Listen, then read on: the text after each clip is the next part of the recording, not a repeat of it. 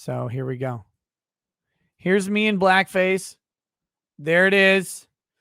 There it is. Now I'll explain what was going on here. For some people, it will never be acceptable, but I've addressed this on the show before. It's not a secret or a surprise.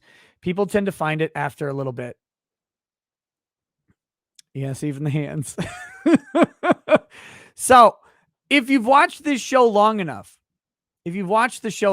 what you'll realize is that I look exactly like someone in this picture. I look like Drexel from the MGTOW podcast. I look exactly like Drexel, a literal mirror image of him. And the reason for that is simple. I mean, this shirt will be, you guys won't know this. This is a cheerleading shirt. This wig, Drexel used to have a giant afro. So this wig is his afro. It's the biggest one I could buy at Walmart for free. And this Air Jordan headband that he had here, that's Drexel's. I stole it from him. He didn't know. I stole it from him. And so I used to do this thing when Lady Rackets and I were young and poor and didn't have kids. We would do this thing where I would my costume was like $3 every year for Halloween.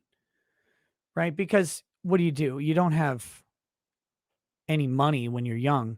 So I do this $3 costume and I would go to some store and spend a couple bucks and buy something cheap. One year I was Britney Spears. Like I had flare leg jeans. I had a ripped up sweater that showed my midriff, and I put on a cheap wig. For that, I was Britney Spears and I was doing ass pictures and stuff. It was fun times. So this one, we were having a quiet Halloween party at our house, about 5-6 friends, invited Drexel over, of course, because he was in our friend group. And the big surprise was that when he got inside, I walked down the stairs, and it was not only that picture. I actually had to modify the picture because it was very offensive. You have to understand. I knew at the time that this picture was very offensive because I was wearing a sign that said, world's gayest cheerleader, in honor of Pride Month, of course, world's gayest cheerleader, because Drexel was also a male cheerleader in college with us after he blew out his knee playing basketball. So I was wearing our cheerleading uniform, dressed as Drexel, with a sign that said world's gayest cheerleader. But we took that sign off for the pictures because it's like, well, that's a little offensive, maybe. Right? Like, that's offensive. Don't worry about the blackface. That'll never come back to bite anybody, but people are really serious about this gay shit right now. Holy fucking hell. So this is about 2006 that this happened. And people, like, at the time, really were offended by a bunch of gay shit. They were fucking crazy. And we had, we'd just gotten out of college. And this was after college, but we had friends of all, things. We really weren't intending to insult anyone except blacks as a category. That's obviously a joke, by the way.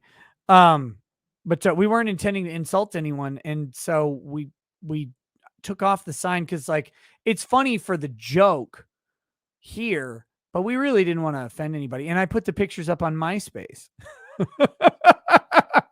because I had and still have, I still have it, I guess, on MySpace. Now those pictures were limited to friends only, but I guess in one of the many transitions that MySpace went through, the private pictures got locked. So I didn't even remember that this thing existed. But it was there. It was just sitting on MySpace through like 8 different new owners. And yeah, so that's what happened. That's the story of the blackface picture. It was never intended to convey harm. People will learn this about me eventually. I don't have malice to anyone based on a group, based on an identity. I don't fucking care about you. I have malice to you because you're a piece of shit. That's it. Like that's what it takes. I'll talk to anybody and everybody, but if you're a giant piece of shit, particularly to me, well, then I no longer, because that's what relationships are.